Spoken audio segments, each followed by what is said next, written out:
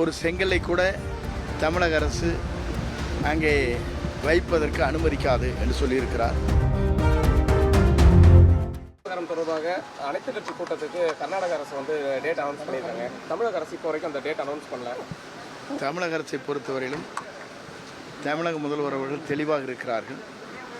பாரத புறமை சந்திக்கும் போன்றும் சரி, மற்ற சட்டமன்றமாக இருந்தாலும் சரி, தெளிவாக அவர் சொல்லியிருக்கிறார். மேகதா அணையை பொறுத்தவரையிலும் ஒரு செங்கலை கூட தமிழக அரசு அங்கே வைப்பதற்கு அனுமதிக்காது என்று சொல்லியிருக்கிறார்.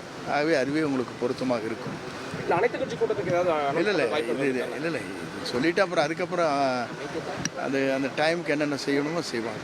அதே நேரத்தில் புதிய தமிழகம் கட்சி 1ஆம் தேதி அனைத்து கட்சி கூட்டம் ஏற்பாடு பண்ணியிருக்கோம். அனைத்து கட்சிகளுக்கும் அழைப்பு கொடுத்துருக்காங்க. தாவேக்காக்கு அழைப்பு கொடுத்துருக்காங்களா?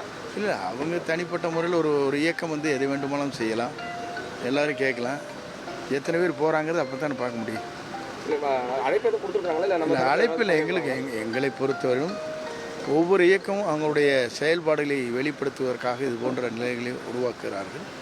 பொதுமக்களுடைய பிரச்சனைக்காக அப்படி வருகிற போது அதில் யார் கலந்து கொள்கிறார்கள், கலந்து கொள்ள என்பதை அந்த கூட்டத்தில் தான் தெரியும். தமிழக அரசை இருக்கு இந்த காவிரி விவகாரத்தை பொறுத்தவரைக்கும் தமிழக அரசு என்ன நடவடிக்கை? ஒரு செங்கலை கூட எடுத்து வைக்கக்கூடாது மேகதா அணையில், அதை அனுமதிக்க முடியாது தான் நம்முடைய முதல்வருடைய தீர்க்கமான முடிவுகள்.